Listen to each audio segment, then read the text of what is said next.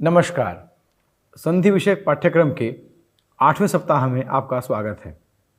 इससे पहले जो सप्तम सप्ताह का व्याख्यान था उसमें हमने आगम के विषय को देखा था आद्यंतौ टकितौ सूत्र के द्वारा, और उसके साथ ही साथ जो अंतिम व्याख्यान था पिछले सप्ताह का उसमें हमने टित आगम का सूत्र डह सी धुट एवं नश्च देखा था। और साथ ही यह बात भी हुई थी कि जो यह सप्ताह है अर्थात यह जो 8वां सप्ताह है ये आगम को लेकर समर्पित होगा, अर्थात ऐसे सूत्र जो व्यंजन संधि के अंतर्गत परिगणित हुए हैं और किसी न किसी आगम का विधान करते हैं उसको लेकर के यह सप्ताह समर्पित है। इस सप्ताह में 5 व्याख्यान होंगे। जैसा कि हम स्लाइड पर अगर हम ध्यान दें तो हम पाएंगे कि लेक्चर नंबर 39 जो आज का व्याख्यान होगा वह ngमुट आगम को लेकर के चर्चा करेगा। इसके बाद लेक्चर नंबर 40 अर्थात जो अगला व्याख्यान होगा वह तुक आगम को लेकर के बात करेगा। इसके बाद कुक एवं टुक आगम को लेकर के बात करेंगे और अंतिम व्याख्यान जो है वह सुट आगम के विषय को स्पष्ट करेगा तथा बीच में एक खरवसाने और विसर्जनीय सूत्र आएगा जो कि सुट आगम के प्रसंग में आता है और इस सूत्र का महत्व विसर्ग संधि में अत्यधिक है और न केवल विसर्ग संधि में, व्यंजन संधि में भी इसका महत्व हमें दृष्टिगत होता रहेगा। तो इसी के साथ आज का जो व्याख्यान है अर्थात 8वें सप्ताह का प्रथम व्याख्यान जो कि समग्र संधि पाठ्यक्रम का 39वां या लेक्चर नंबर 39 है उसे प्रारंभ करते हैं। ngमुट आगम। इस ngमुट आगम में जो पाठ्य विषय है उसको हम एक बार पुनः देख लेंगे। आज ngमो ह्स्वादचि ngमुण नित्यम सूत्र की व्याख्या और उदाहरण को देखेंगे। उसके साथ ही साथ प्रत्यंगात्मा स्वगणनैषः संयुच्यतः की सिद्धि को भी देखेंगे। साथ ही कुछ अभ्यास को लेकर के भी हम चर्चा करेंगे। तो इसी के साथ जो आज का व्याख्यान वाला सूत्र है या आज का जो व्याख्येय सूत्र है ngमो ह्स्वादचि ngमुण नित्यम, इस सूत्र में बिना कुछ अर्थ समझे एक विषय स्पष्ट है कि इस सूत्र में नित्यम का प्रयोग किया गया है, अर्थात यह सूत्र नित्य विधान करता है।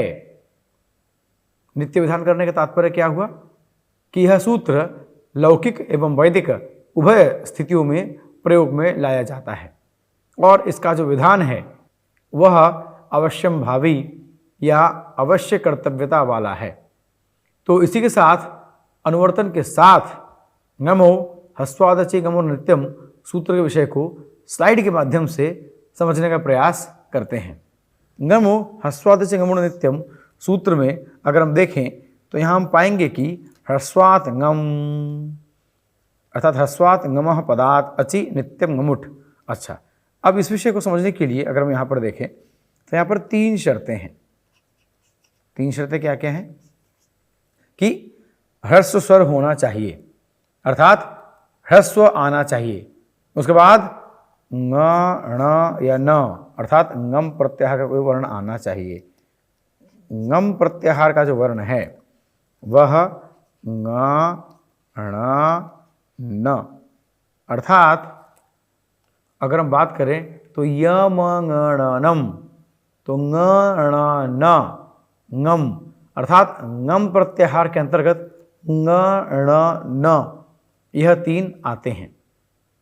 अब स्लाइड पे देखें तो ngम का अर्थ हुआ ङ ण और न, अर्थात ह्रस्व स्वर के बाद अगर ङ ण या न आ जाए उसके बाद अगर स्वर आ जाए तो उस स्वर को ङुट णुट या नुट आगम होता है। इसी को कहा गया है ngमुट आगम। ngमुट अर्थात ngम, ngम अर्थात ङुट णुट और नुट, तो ngम और उठ बनेगा ngमुट। तो ngम अर्थात ङ ण न और सब में उट उट जोड़ दीजिए तो बन जाएगा ङुट णुट और नुट। ङुट में शेष रहता है ङ, णुट में ण, नुट में न। अस्तु, तो अब अर्थ ये हुआ सूत्र का कि ह्रस्व स्वर के बाद अगर ङ ण न में से कोई आ जाए, उसके बाद अगर स्वर आ जाए तो उस स्वर को ङुट णुट या नुट आगम होता है। अब यहां पर ध्यान देंगे कि ङुट णुट या नुट इन तीनों में ट की संज्ञा हुई है, अर्थात ङुट णुट या नुट यह टित आगम का प्रसंग स्पष्ट करते हैं। और टित आगम का प्रसंग सामने आने के कारण यह स्पष्ट हो जाता है कि ङुट णुट या नुट यह जो प्रसंग है यह आदि का अवयव बनेगा, अर्थात शुरू में आके बैठेगा, अर्थात शुरू का हिस्सा बनेगा। यानी स्वर का शुरू का हिस्सा बनता है ङुट णुट या नुट आद्यंतौ टकितौ सूत्र की सहायता से। यह ङुट णुट और नुट आगम जो है वो आदि का अवयव यानी स्वर के पहले आकर के बैठता है। तो इस विषय को समझने के लिए अगली स्लाइड के द्वारा उदाहरण को समझने का प्रयास करेंगे।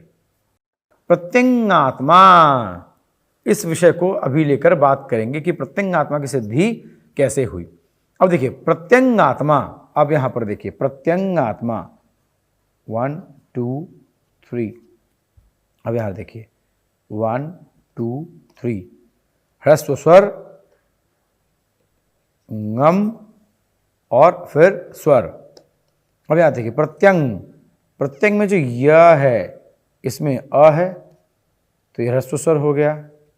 उसके बाद ngम अर्थात ङ ण या न आना चाहिए, उसके बाद स्वर आना चाहिए। यहाँ पे स्वर आ गया आ,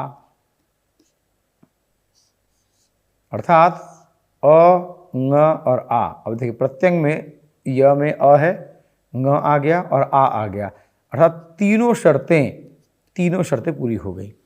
ngमो ह्रस्वादचि ngमुण नित्यम, इस सूत्र में जो शर्त है वो है नंबर 1 ह्रस्व स्वर होना चाहिए, उसके बाद ngम आना चाहिए, उसके बाद स्वर आना चाहिए। और ये तीनों स्थितियां प्रत्यंगात्मा में हमको दिखता है।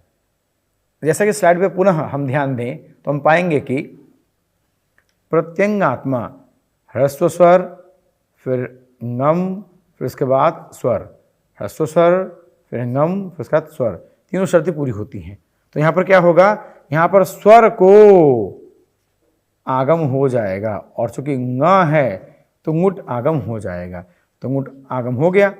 इसी विषय को यहाँ पर लिखा गया है कि ngमो ह्रस्वादचि ngमुण नित्यम सूत्र के द्वारा पदांत ङ से पर में रहने वाले स्वर को ङुट आगम, स्वर को ङुट आगम, अर्थात इस स्वर को आ को ङुट आगम हो जाएगा। होने के बाद प्रत्यंगात्मा, तो प्रत्यंग ङुट आत्मा, तो इस प्रत्यंग ङुट आत्मा में जो ङुट है वहां पर केवल ङ शेष रहेगा, उट की संज्ञा हो जाती है ट की संज्ञा द्वारा तथा उ की उपदेशे जनोनासिक इत के द्वारा। इत के प्रसंग को हमने अलग व्याख्यान में स्पष्ट किया है, लोपः शाकल्यस्य के प्रसंग के आसपास ही, और ये आपके ध्यान में होगा। इसी विश्वास के साथ प्रत्यंग ङुट आत्मा, ङुट में उठ चला गया, बचा ङ, तो प्रत्यंग ङ आत्मा, पुनः ध्यान दीजिए प्रत्यंग ङ आत्मा यह बन जाएगा। और ङुट में जो ङ बचा इसी को अनुबंध लोप कहते हैं। अनुबंध लोप का अर्थ क्या हुआ, जहां पर इत संज्ञा होकर के लोप हो जाए उसी को एक शब्द में अनुबंध लोप कहा जाता है। इस विषय को हम पहले भी देख चुके हैं। अस्तु, तो प्रत्यंग ङ आत्मा, अब स्लाइड पे ध्यान दें, प्रत्यंग ङ आत्मा।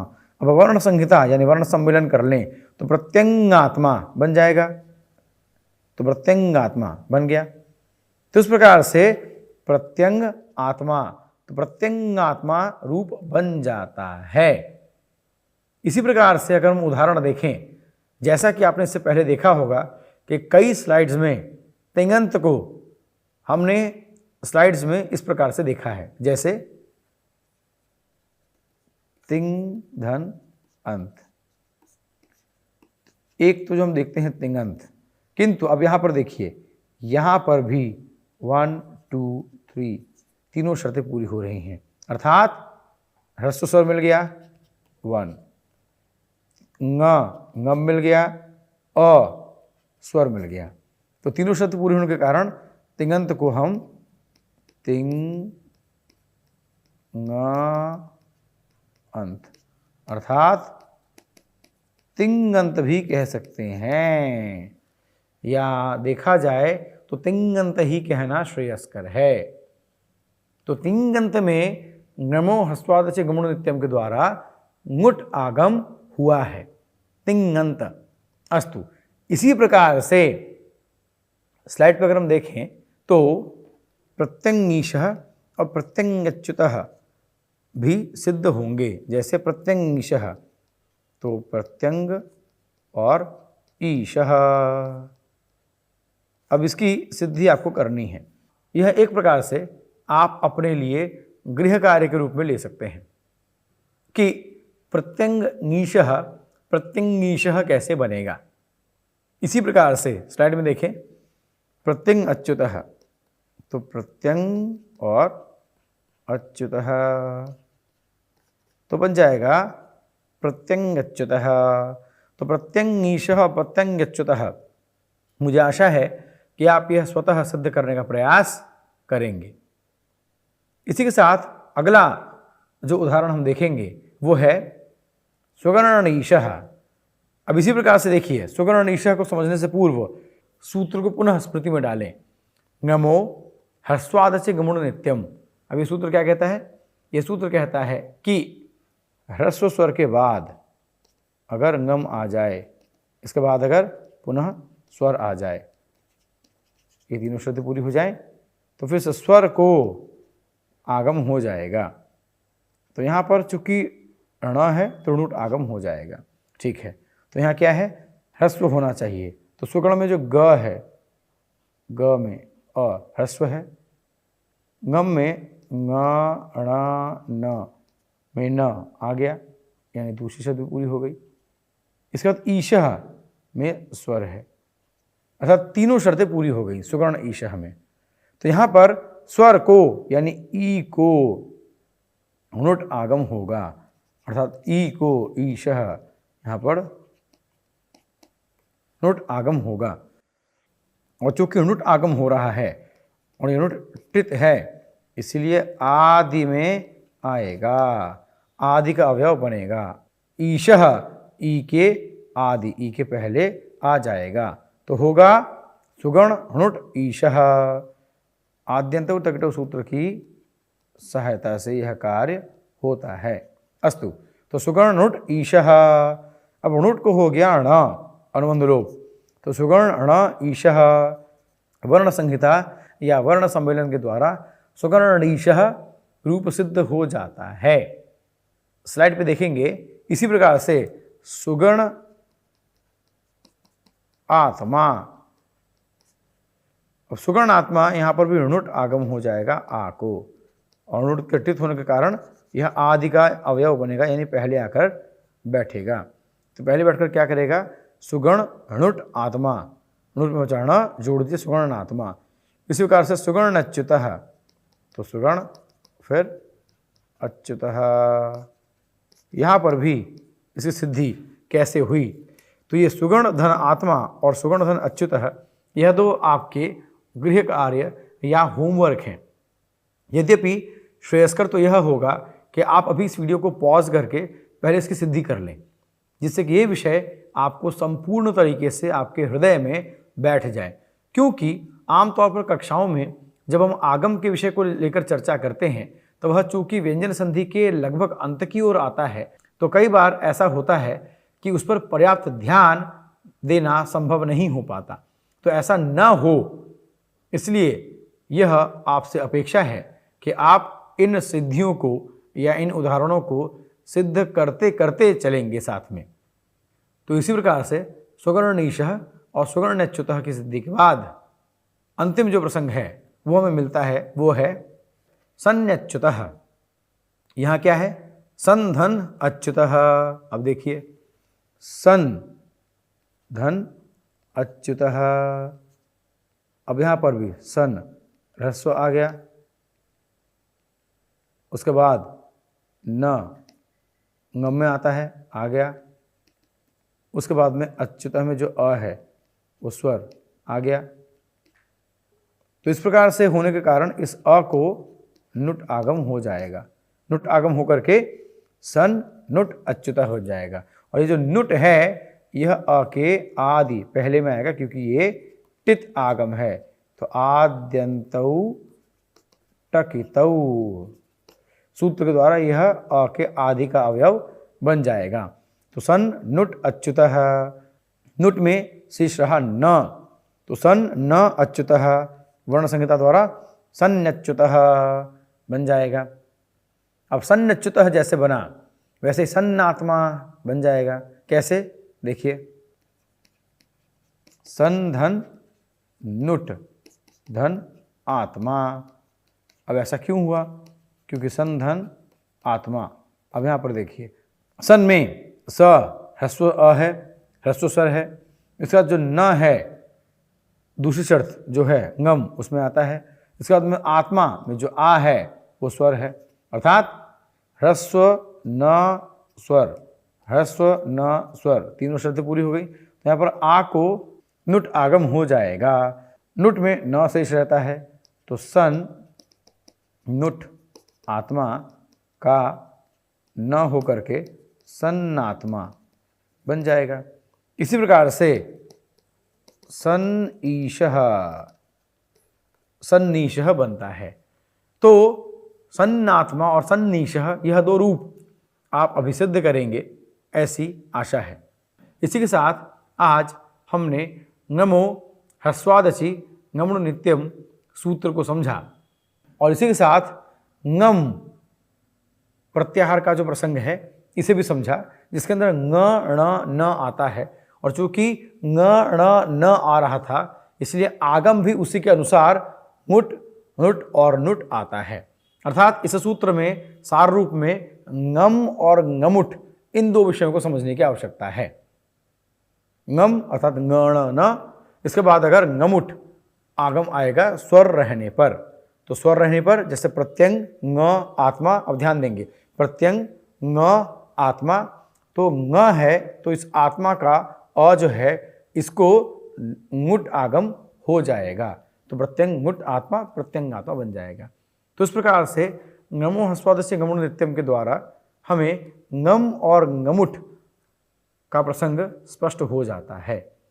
इसी के साथ आज का व्याख्यान यहाँ संपन्न होता है, एवं जो अभ्यास के विषय आज आपको दिए गए हैं उसको पर्याप्त तरीके से आप समझते हुए आगे बढ़ेंगे और अगले व्याख्यान के लिए अपने आप को उत्सुक पाएंगे। इसी आशा के साथ आप सभी को हार्दिक धन्यवाद।